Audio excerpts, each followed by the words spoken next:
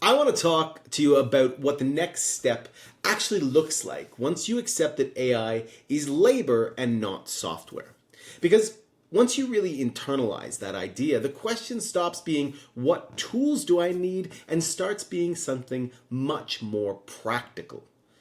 How should work actually be divided?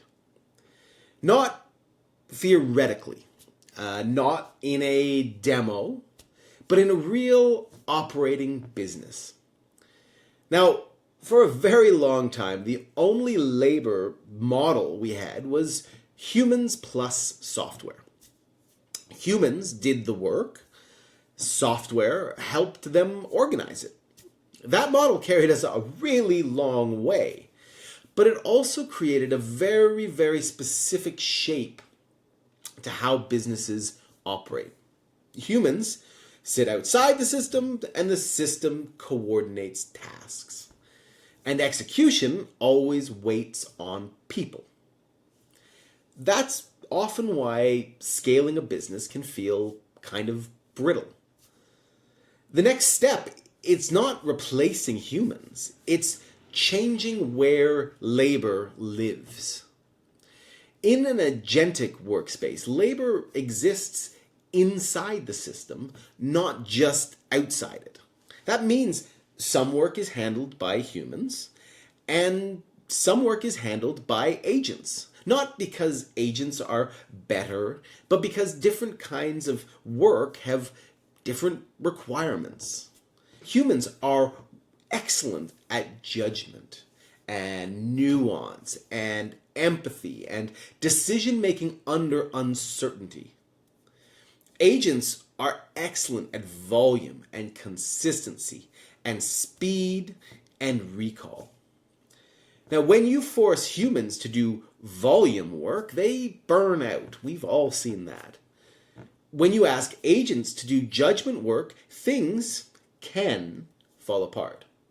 The future of work is about assigning the right kind of labor to the right kind of work. And in practice, that means agents handle the parts of the business that need to happen every time, the same way, without delay, like initial conversations, routine follow-ups, consistent responses, administrative tasks, and humans step in when context and negotiation and highly developed trust start to really matter more. This changes the feel of work significantly. The system no longer waits for people to catch up, and people no longer feel like they're drowning in tasks. Momentum becomes way more predictable. And what's important to understand in this is this isn't some sort of science fiction. This is already how high-performing teams are beginning to operate and leverage AI. They don't think in terms of features or automations. They think in terms of roles. Which roles require judgment? Which roles require consistency? Which roles never depend on someone having a good day? Now, once you start designing work that way, scale stops feeling like pressure and starts feeling much more like flow.